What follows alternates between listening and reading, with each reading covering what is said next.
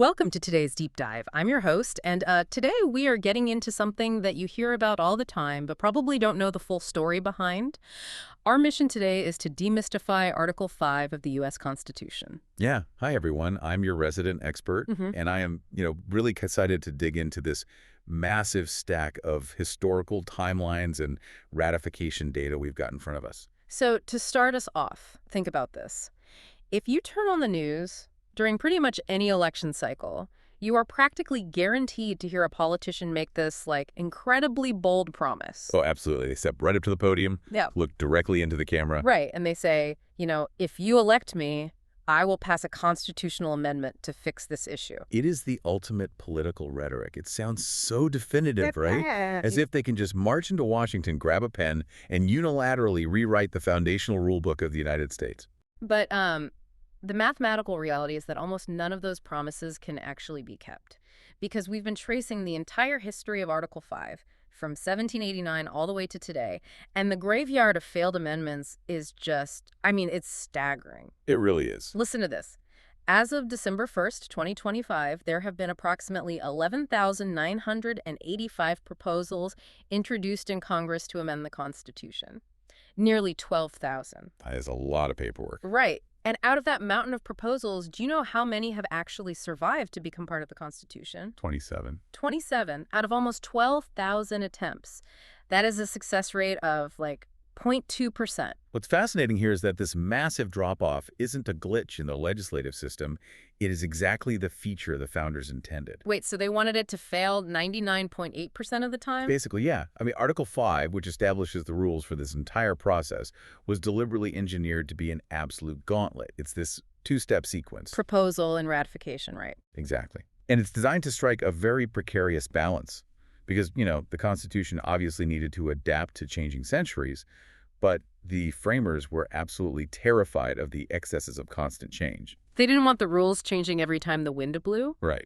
They wanted to build a filter that would block transient political passions and, only let through overwhelming, undeniable national mandates. Okay, let's unpack this, because to understand why nearly 12,000 proposals ended up in the legislative graveyard, we have to look at the very first choke point. The proposal phase. Yeah, you can't just propose an amendment and put it on a national ballot for everyone to vote on. You have to get through the first hurdle, and the founders only built 2 doors to get there. Right. So the first door, and by far the most familiar one, goes straight through the U.S. Congress.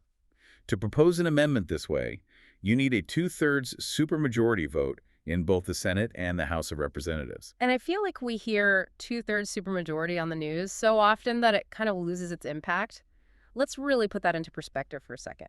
Yeah, it's a massive hurdle. It's not like trying to get a group of friends in a group chat to agree on where to go for dinner. Which is hard enough. Exactly. Getting a 2/3 vote in both chambers of a highly polarized Congress is like trying to negotiate a hostile corporate merger where the board of directors is actively incentivized by their shareholders to see the other side fail. That's a great way to put it. You are asking politicians whose entire careers depend on, fundraising off their opposition to fundamentally agree on changing the supreme law of the land. And the historical data really reinforces how insurmountable that is. Members of the House and Senate collectively propose around 200 amendments during every single 2-year term of Congress. 200? Yeah, but most of those are essentially just political theater. They're messaging bills, destined to die quietly in whatever congressional committee they get assigned to. Since 1999, only about 20 proposed amendments have even received a floor vote by either the full House or the full Senate. And most of those don't even come close to the 2/3 threshold. If you look at the timeline in our source, the last time a proposal actually gained that required 2/3 support in both chambers was way back in 1978. Right, for the District of Columbia Voting Rights Amendment. Which means we haven't seen a single proposal clear that first congressional hurdle in nearly half a century. It's been a long time.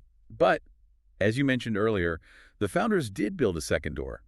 Article 5 actually provides a state-led backup route. The emergency valve. Exactly. If Washington is entirely gridlocked, a national convention can be called by Congress on the application of the legislatures of 2/3 of the states. And since 1959, when we expanded to 50 states, 2/3 translates to 34 state legislatures, right? They have to officially demand it. Yes, 34 states. And that makes perfect sense as a philosophical safety valve, right? Because if you're a founder, you have to assume that at some point, the federal government might consolidate too much power and, like, refuse to limit itself. Which is a very reasonable fear. Right. So if the only way to change the Constitution is by asking the federal legislature for permission, and Congress is the problem, you're trapped. So you give the states a trap door, but the data shows something completely wild. This national convention method has never been used. Never. Not once. All 33 amendments that ever survived the proposal phase and made it out to the states for a vote came through Congress. Which, raises an important question. Why does this state-led panic button remain entirely untouched by history? Well, because actually coordinating 34 individual state legislatures to agree on the exact same pressing need to call a convention, it requires a level of unified, decentralized momentum that simply doesn't exist in everyday politics. No, it really doesn't. You'd need this unprecedented national consensus just to get the meeting scheduled. Which is why the congressional route, however difficult it is still the path of least resistance. But let's assume a proposal does miraculously survive that congressional gauntlet. Let's say it gets the 2/3 vote, like those 33 historical proposals did. Okay, we've survived step one. Right, but the journey is just beginning. It leaves Washington and heads out to the states for the second step, the final gauntlet, which is ratification. And the mathematical threshold gets even steeper here. To become operative, an amendment must be ratified by 3/4 of the states. Which today means 38 out of 50 states must approve it. And because you need 38 states, a highly organized, highly vocal opposition in just 13 states holds an absolute veto over the rest of the country. I mean, it gives incredible leverage to regional minorities. So it completely shifts the balance of power. And just like the proposal phase, Article 5 dictates two different methods for how this ratification happens at the state level. Okay, two methods again. Right.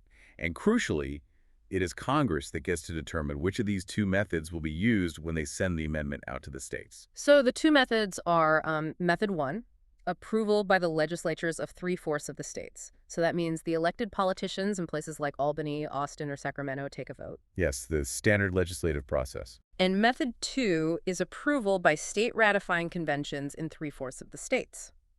But wait, let me push back on this structural design for a second. Sure.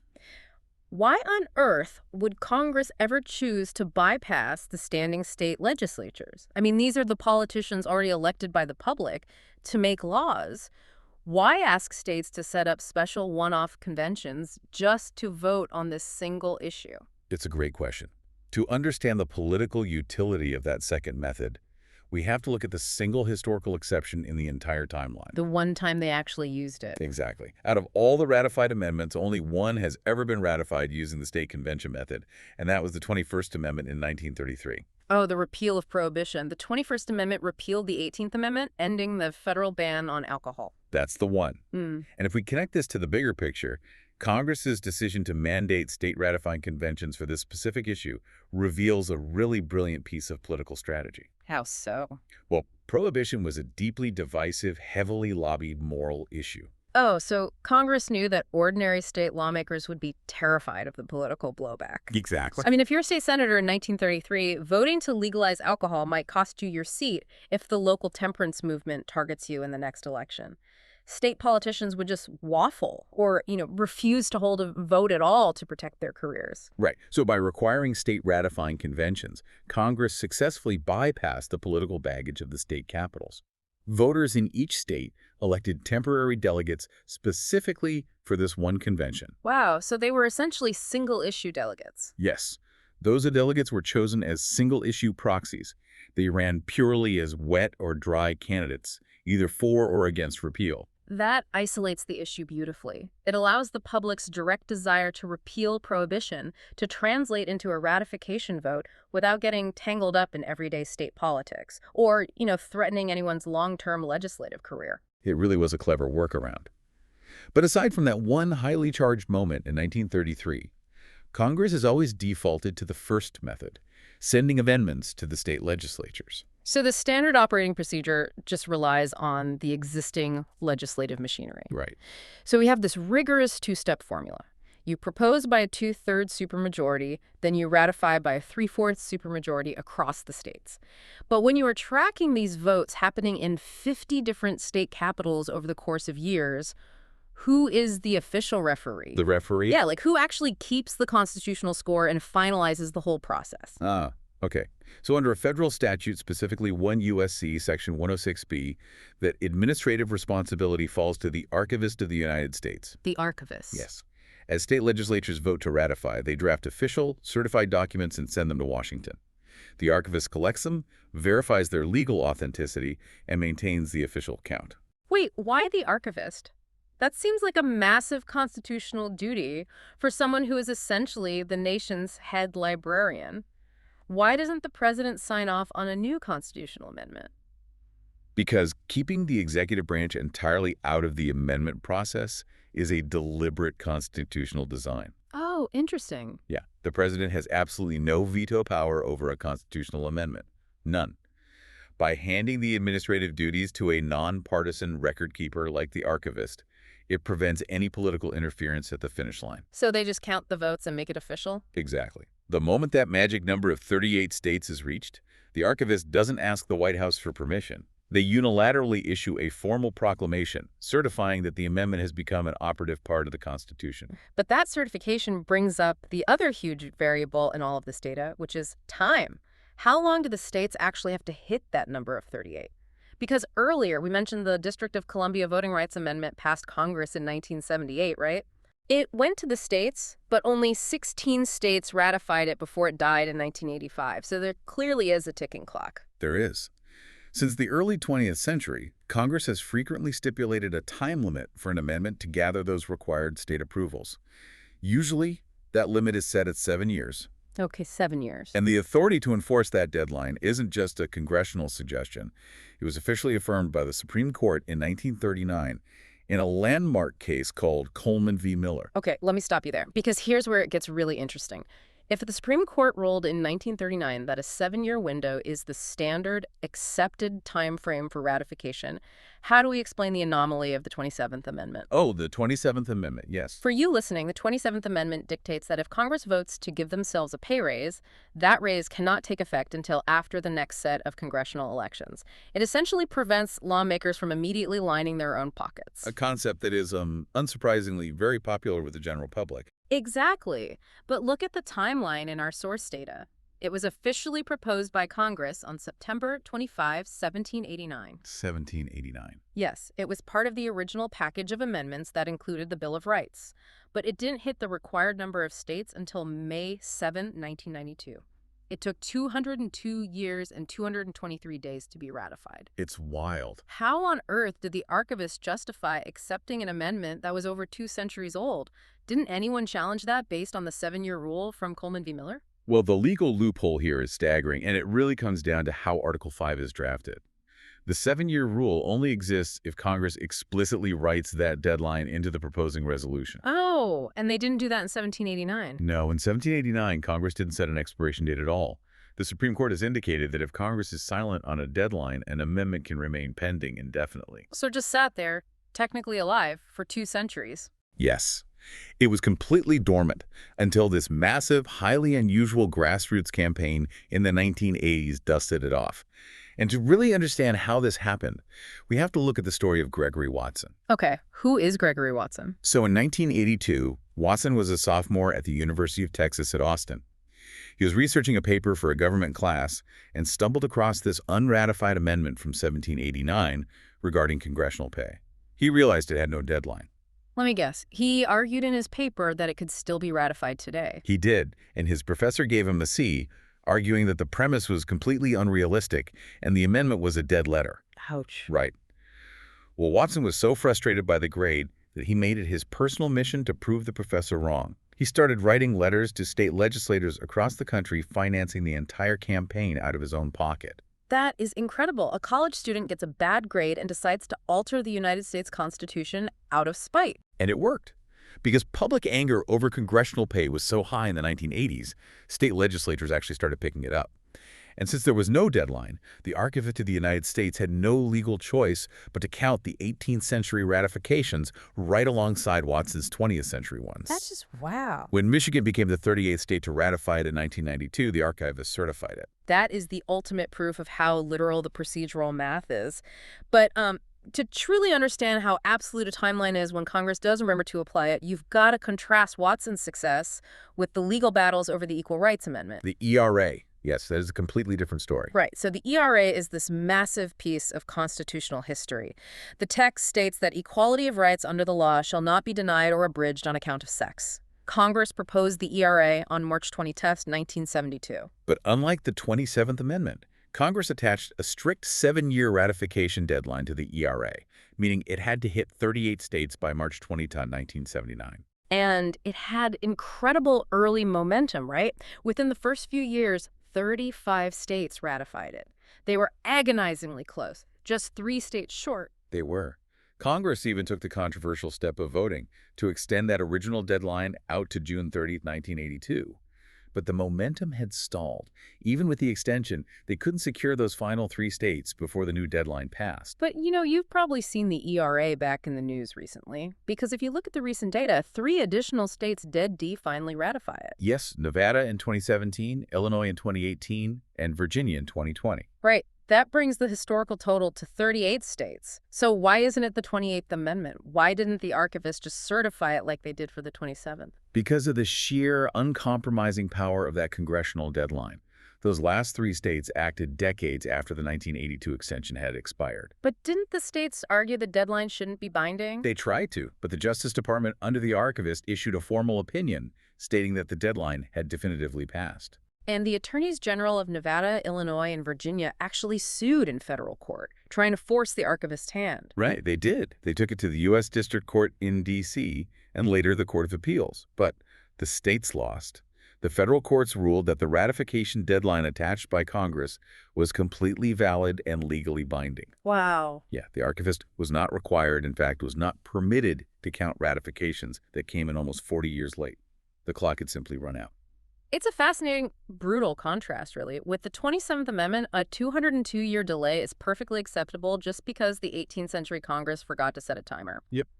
But with the ERA, missing the timer means the door is slammed completely shut by the federal courts, even if you eventually convince 38 states to agree. The procedural rules dictate absolutely everything. It is a system built on unforgiving precision. The intention, the popularity of the issue, none of it matters if the procedural math isn't perfectly aligned. We have covered a massive amount of constitutional ground today. We've mapped out this intense 2-step gauntlet. First, surviving a 2/3 proposal vote by navigating a deeply divided Congress. Or attempting the historically impossible state convention. Right. And then surviving a 3/4 ratification vote by fighting through the political machinery of 38 different state legislatures. Yeah. All of it overseen by the Archivist of the United States, and usually racing against an unforgiving 7-year clock. It's a lot to take in. So what does this all mean for you listening right now? Well, the next time you're watching a debate and a politician casually promises that they're going to pass a constitutional amendment to fix whatever hot-button issue is in the news, you now know the structural reality behind that promise. Do you know the math? Exactly. You know that out of nearly 12,000 attempts, the system is explicitly designed to crush anything that isn't universally agreed upon. It's a filter that only lets through the most undeniable national mandates. And yet, because of those strange procedural loopholes we discussed, the past is never entirely dead, which, leaves us with one final unresolved thread from the source material to ponder. Oh, right. Let's hear it. We talked about Gregory Watson dusting off the 27th Amendment after 200 years because it lacked a deadline.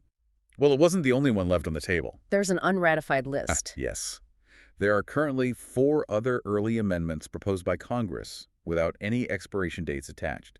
They are technically classified right now as pending indefinitely. Wait, really? Like what? Well, this includes the Congressional Apportionment Amendment from 1789, which would strictly regulate the size of the House of Representatives, and the Titles of Nobility Amendment from 1810, which would strip citizenship from anyone accepting a foreign title. Meaning they are just sitting in the archives, still technically alive, just waiting. They are, which means we have to ask, What would happen if a modern, internet-fueled grassroots movement suddenly decided to bypass Congress entirely, rally 38 states today, and dust off a dormant constitutional amendment from the 1700s? That is a crazy thought. The legal framework established by the 27th Amendment suggests it's entirely possible. It's just waiting for someone to try. We'll leave you to think about that. Yeah. Thanks for joining us on this deep dive, and we'll catch you next time.